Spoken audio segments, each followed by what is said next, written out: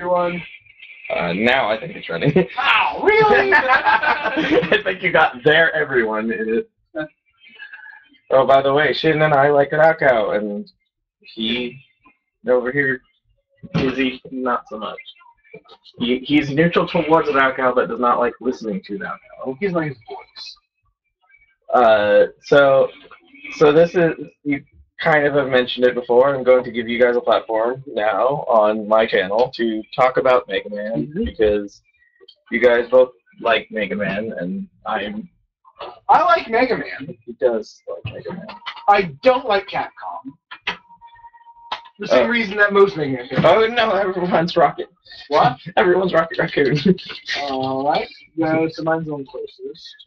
So, with that, what do you guys think of Mighty Number 9? I do not really keep up with it. If it happens, it happens, then I'll look into it, but Kickstarter is a very strange beast. Well, it's already been funded. Yeah, but the thing is, that doesn't mean it will happen, it just means it should. I mean, I have my problems with Dana and how Dana acted, and banning their own people who funded the project from the forum for talking about certain things, to me, is a pretty crummy thing to do. But I try and distance a work of media from its creator. Well, that's the thing. I still am hopeful that the project will be good, even though it's not a game I would play. I'm always happy to hear that someone makes a good game. Because, like, Shadow of the Colossus, I think it's very well written and things like that. I would never play the game. Boss fights are one of my, like, least favorite things to do in a game. I like boss fights, especially they're good music. Bosses are such good music. Sometimes. Yeah. Megaman, early Megaman, good. X is different, but good. Battle Network, I don't know if it's good, but I love it so much. What'd you think of 9 and 10? A Megaman 9 and 10? Yeah. Probably the best Megamans. But 8 was... 8 was Dr. Wyward. The localization was the worst. They mispronounced the character's name. They called Bass Bass. Good job. Yep. Nice job. Megaman fans know more about the characters than Capcom.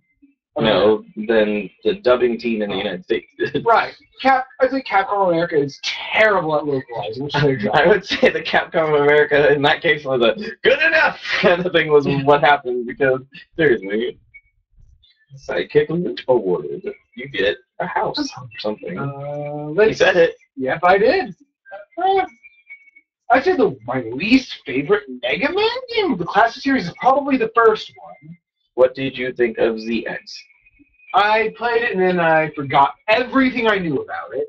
ZX was good, but it wasn't great. I loved the Zero series. Of course, I loved the Zero series. Oh yeah. So we were talking about the Sonic things. The guy who thinks he's Sonic. He also called IZzy Knuckles all the time, and he called also both of us Tails. Because reasons. And so the guy who was called Knuckles also likes the other red characters, which is Zero and Proto Man. Well, everyone likes Proto. He actually prefers X over Zero. I should let him talk himself. That habit of mine, talking for everybody. I actually prefer Axel the most out of all those characters. I don't get. The token sound in the game is really winning. Spoiler alert to like Zero guys. What? Like 2 or 3 times. Romeo and Juliet both die. What? Really? You should have read it. What can I say? It's only been around for like 400 years or whatever. Not maybe. I don't even remember when Shakespeare was. You can't actually do your book report on our video. Yeah, we're not as reliable as Cliff's Notes, and we're definitely not as reliable as the actual source. We're the best. We are the best. My dad works for Shakespeare. What? My dad works for the Englishman's. Yeah. So have you read anything up on Mighty Number 9? A bit. It's different. I don't know as much as I would like. I know they're magnets. What?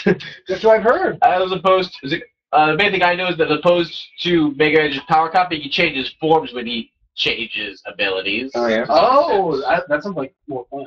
And they are called Beck and Call. Are them? Yeah. Well, okay, true. Mega Man did that too. Who's Call? Female sidekick person. Yeah. Okay, yeah. sidekick. Mega Man did it better though. Rock and roll. Yeah, And they're just trying too hard. so you said that it's actually closer to DuckTales, but What? Shovel Knight. Oh, yeah. Oh, Shovel Knight. Yes. But Shovel Knight has tropes similar to the Mega Man series, and Absolutely. and Shin's a fan. I am. Shin is definitely a fan. I don't dislike the game. I'm not, like I said before, I'm not big on challenge, and all the games that have been mentioned are It's not not a easy difficult game. Except particularly. Yeah, but you gotta remember, I never beat Super Mario World. Yeah. But Shovel Knight, not that hard. I mean, there are challenges that are very hard. Like keep the game without falling into a pit. I mean, I guess I can say I beat Super Mario World. I beat the final boss. I definitely didn't beat the special world, but I didn't even get past Chocolate Island, I don't think. Tubular. Oh my god. Power Balloon. Best power-up in Mario. Well, it's not even that. It's just The way they that level is tedious and, like, super unfair. And definitely unforgiving. It's fair. It's just, yeah, unforgiving. Like, the whole rest of the game, you get used to the fact that you can take a hit if you are large, and it will mean something. Right. In that level, you die. yeah, in that level, no matter what, it's the closest to a bullet hell that's ever existed in a straight-up Mario game. Everyone here does not really care for bullet hell. I think bullet hells are pretty to watch. I do not have any desire to play any bullet hells. Me either. Although I do enjoy some shmups. Yeah. But that kind of depends.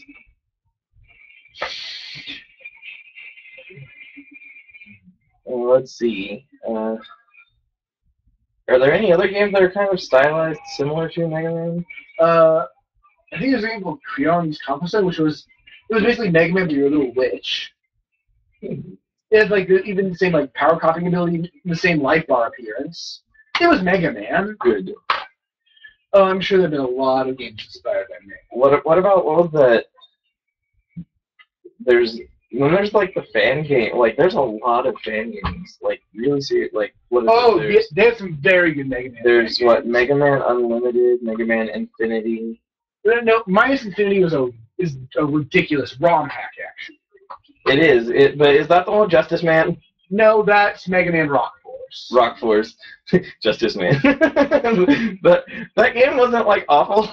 It's better since the last time you saw it. It was a lot better. Oh, did they update it a lot? Oh, they updated. So you can play as a whole Rock Force now. Oh. It's not an awful game, but the version that Valcow plays has some really funny things to it. There's also Mega Pony. Mega Pony? Yeah, well, of course there is. Yeah, but it's good, actually. There's a pony everything. Yes, but this is actually good. And I like My Little Pony. Yeah, Nezumi Man is also good. Oh yeah, Nezumi Man! I remember Nezumi Man. But yeah, I like My Little Pony. He's kind of neutral-ish, positive towards it, and he's completely apathetic towards it. He is strongly for its absence. He's not against it, but he's for its absence. Like IZzy will not watch it. He has no desire to watch it. I kind of coaxed him into watching an episode, and he said it wasn't as bad as he thought it was. Shin would watch it if it were going. He thinks it's all right. He does not like actively seek it. No, I do not. I haven't seen it since the end of season 3, except like 4 episodes, just because I've been too busy. I would watch it. I've written a gigantic fan fiction for Scootaloo, my favorite character. But yeah, so we're all kind of in different spots on that. We're on different spots on everything. I will not judge bronies, obviously, because I would consider myself one. I've been to 3 conventions. And so, you guys can do that. If you hate bronies, that's fine with me too. If we had a fan base, this would have divided it. It would have divided it. All 0 of you guys are now of... We have 2 views. An opinion. Let's see. Yeah. So yeah, Nezumi Man, you said. Let's see. Are there other ones though? Well, I'm sure there are. Like, are there other ones that you know? Not really. What did you think of Mizumi Man? I do not understand it. I think it is a Mega Man game. It's very drugs at the end. Like, very Oh my god, the end. It was so weird. But yeah, I'd say it's a solid game. Mega Man games, way better than Mega Man fan games, way better than Sonic fan games. What about your Freedom? Freedom Planet is the big exception. How about what was I gonna say? I died. Sorry. Mario fan games is like the most wide range of quality that I've ever seen on a single fan-related topic, other than maybe fan fiction, which can have. Oh god! Fan fiction is a thing. It's its own. That's probably like a 4-hour video. Yeah, that would be all you. Yeah, because having written and having read some things, that's like creepypastas is a video without IZzy, because IZzy's not a big fan of spooky, too spooky for you. It's because he's insane. But like there are some atrociously awful hacks. Then there are some deliberately atrociously awful awesome hacks. Are you talking about that Kaizo contest recently? No, I'm talking about like Chaos Complex and things that deliberately make fun of really bad games.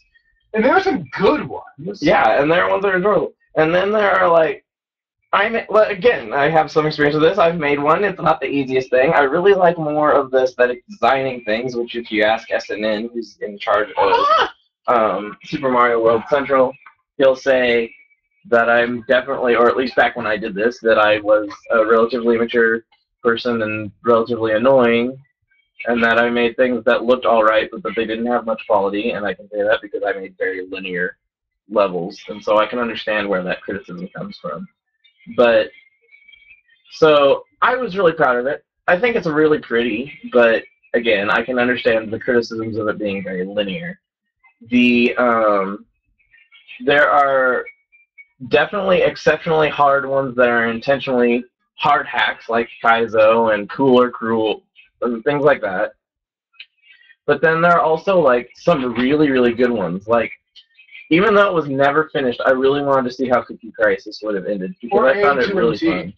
Yeah, no. H2MT had some really, really enjoyable levels back when I worked on H2MT. I really liked some of the stuff that happened, but I was definitely in over my head, I'll admit. I tried to manage a project and I had no experience with management, and I mean there were other issues.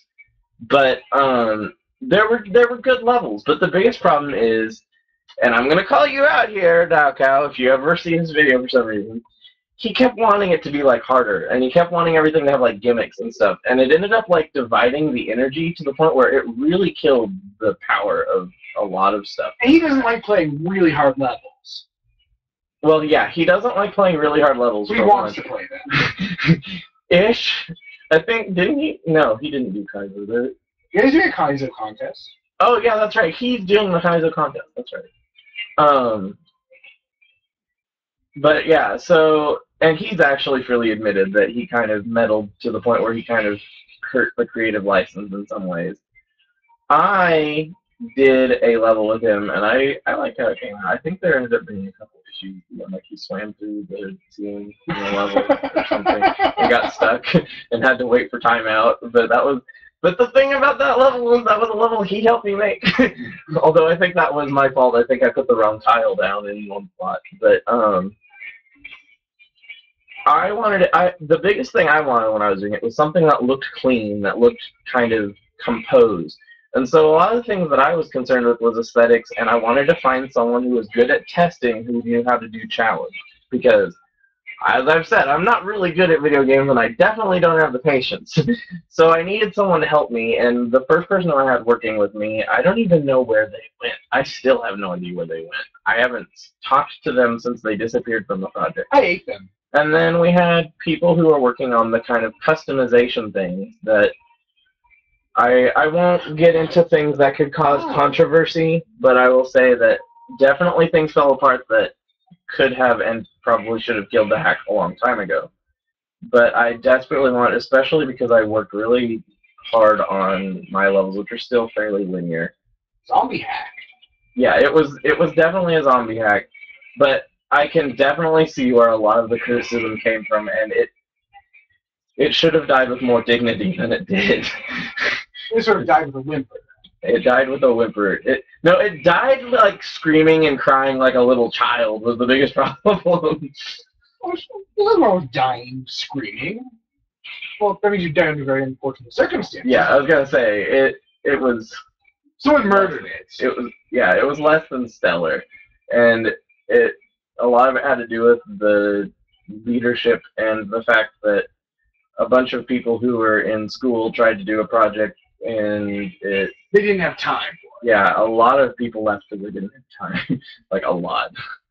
And so those were some of the things that killed it. Wow, this definitely became an about me episode. Oh, absolutely. I mean, you're the boss. Well, it's also more that like I had experience with the conversation after it went in that direction. I mean, the biggest thing I would say, like, a lot of them have to do with how you're interested in them, because like Super Mario World Central Production. Yes, it's a longer video. Super Mario World Central Production had a lot of very puzzle and what is called item babysitting levels. It had some absolutely gorgeous level design. In fact, one of the levels that I thought was the most beautiful is the one that, again, my biggest experience with a lot of these is the Duck House, since he's the only one I watch who plays a lot of hacks. And as I said, I suck, so I'm not really good when it comes to hacks. But the level that got him the most frustrated, I thought had like one of the most beautiful tile sets in the game. And I'm very, very aesthetically focused. That's why I'm not very good at challenging levels, and it's why a lot of the levels that I made were very linear. But I thought it was beautiful. So, I mean, I guess you have to have pressure to stay on those. Yep. So, are you powering the ship? They were deactivating the barrier, blocking it. Pick up the ship? Okay. No. So hacks can really vary, and I guess it's true of anything, but of the communities that I have been in, it has one of the most divided atmospheres of, like, there are Sturgeon's Law to the extreme, for one. What's Sturgeon's Law? Sturgeon's Law, you're obsessed with TV tropes. I know, but I don't read I don't remember the Sturgeon's Law is the law that if things exist, 90% of those things are going to suck. So if there's fan fiction, 90% of fan fiction is going to suck. If there's, drawings of it, like a really good example is anime. There is some absolutely gorgeous anime drawings out there, and there are some you definitely need more practice before you put them on the internet anime drawings out there. And so, why just anime? It's just the example I can say, because there's billions of anime drawings online. Like so much. Like DeviantArt, oh my god. DeviantArt is basically anime plus other stuff. It's anime and things that aren't anime. Well, yeah. Well, I actually completed them all. I won! You did not. So, yeah. So, we'll end this here because it's 19 minutes.